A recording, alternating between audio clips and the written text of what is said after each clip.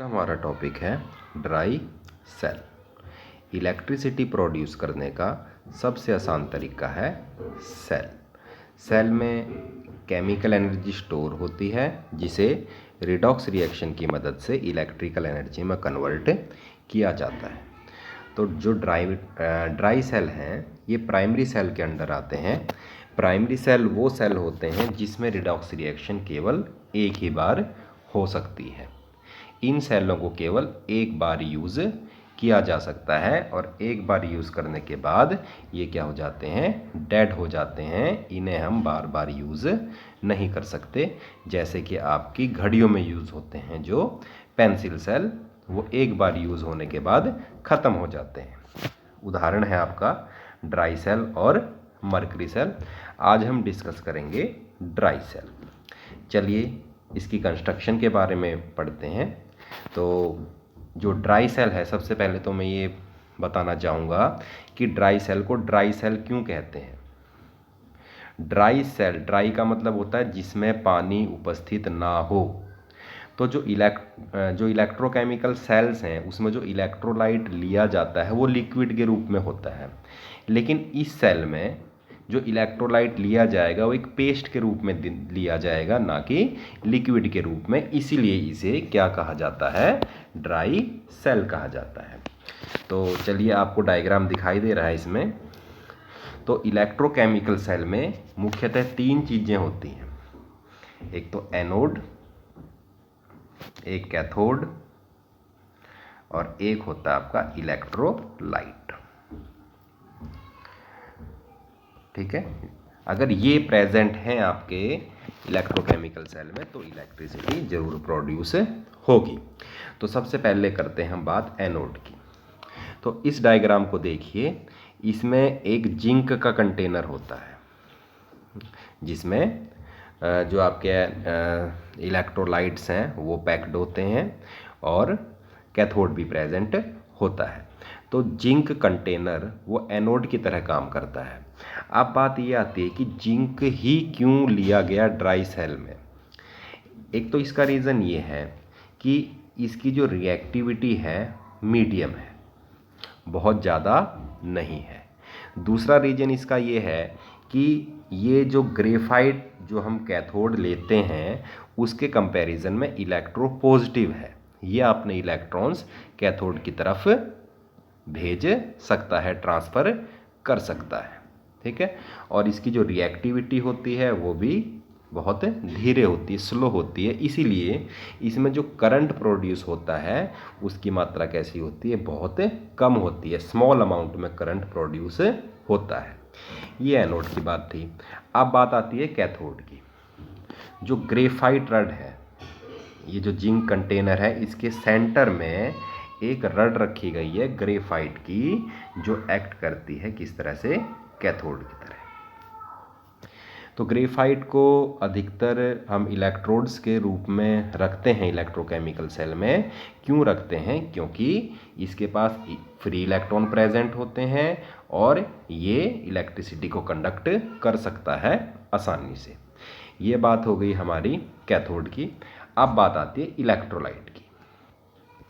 जो इसमें इलेक्ट्रोलाइट होगा वो होगा ए पेस्ट ऑफ अमोनियम क्लोराइड और जिंक क्लोराइड, ZnCl2।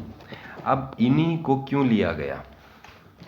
जो जिंक क्लोराइड है ये तो क्या करता है, अगर मान लो मॉइस्चर आ जाए आपके सेल में तो ये क्या कर लेता है, मॉइस्चर को एब्जॉर्ब कर लेता है।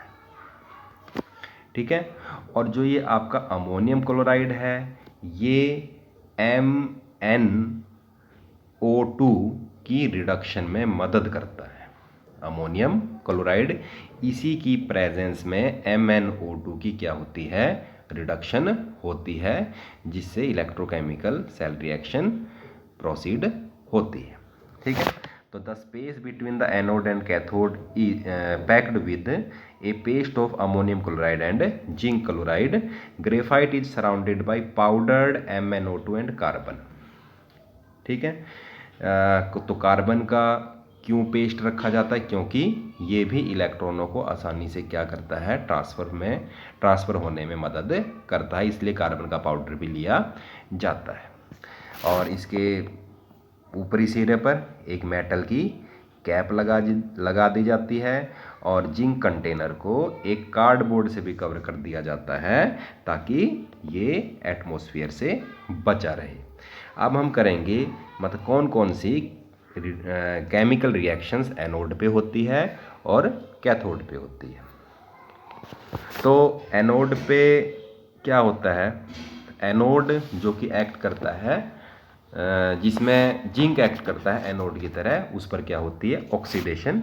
वो 2 इलेक्ट्रॉन लूज कर देता है और किस में कन्वर्ट हो जाता है, जिंक आयन में। देखिए ये जिंक आयन में कन्वर्ट हो गया, ठीक है। अब ये 2 इलेक्ट्रॉन्स कैथोड की तरफ जाते हैं, वहाँ पर जो ग्रेफाइट की तरफ जाते हैं और ग्रेफाइट के चारों तरफ किसकी पैकिंग है, मैग्नीज ऑक्साइड की, और इलेक्ट्रोलाइट में क्या प्रेजेंट है आपका, अमोनियम क्लोराइड। तो MnO2 इसकी रिडक्शन होती है in the presence of ammonium chloride NH4 positive, तो ये कन्वर्ट हो जाता है Mn2O3 में, अमोनिया गैस प्रोड्यूस होती है और प्लस वाटर बनता है। तो यहाँ पर एक बात जो ध्यान रखने योग्य है, एक तो यहाँ पर जो अमोनिया प्रोड्यूस होती है ना, it is explosive. Ammonia gas बहुत ही एक्सप्लोजिव है और ये सील को ब्रेक कर सकती है आपकी ड्राई सेल की। तो क्या होता है, ये जो अमोनिया जो बनती है रिएक्शन के दौरान, ये जिंक आयन और क्लोराइड आयन इनके साथ रिएक्ट करके एक कॉम्प्लेक्स बना देती है, Zn NH3 की ट्वाइस और Cl2। ये कोऑर्डिनेशन कंपाउंड्स में हम इनका नाम भी करेंगे, इसका नाम है डाईअमाइन डाईक्लोराइडो जिंक, डाईअमाइन डाईक्लोराइडो जिंक। तो अमोनिया अंदर ही रिएक्ट कर जाती है, बाहर नहीं निकलती, ठीक है। और क्या हो रहा है, और देखिए आप यहाँ पर जो मैग्नीज ऑक्साइड है MnO2, यहाँ पर Mn की ऑक्सीडेशन स्टेट निकालिए ज़रा, ऑक्सीजन पे -2 होता है, ठीक है। तो यहाँ पर Mn पे कितना है आपका, +4, और यहाँ पर देखिए Mn2O3 में Mn की ऑक्सीडेशन स्टेट है +3। तो यहाँ पर क्या हो रही है, रिडक्शन हो रहा है, decrease in oxidation number. Oxidation number आपको निकालना आना चाहिए, कैसे निकालते हैं। तो ये केमिकल रिएक्शन, ये ओवरऑल केमिकल रिएक्शन है जो मैंने नीचे लिख रखी है। तो जो सेल है ये हमको 1.25 से 1.50 वोल्ट इतनी हमको इलेक्ट्रिसिटी प्रोड्यूस करती है। तो जब टाइम कंज्यूम होता रहता है तो जिंक की क्या होती रहती है, ऑक्सीडेशन। तो जिंक का कंटेनर क्या हो जाता है, कंज्यूम हो जाता है, और जब वो पूरी तरह से कंज्यूम हो जाता है तो रिएक्शन आपकी क्या हो जाती है, स्टॉप हो जाती है, इलेक्ट्रिसिटी बनना बंद हो जाता है।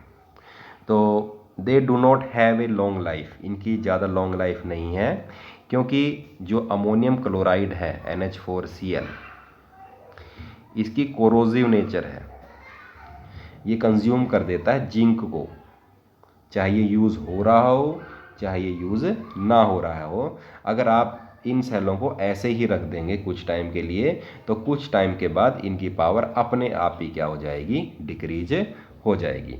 तो ये ड्राई सेल के बारे में डिस्कशन थी। अब हम नेक्स्ट लेक्चर में मरकरी सेल के बारे में पढ़ेंगे।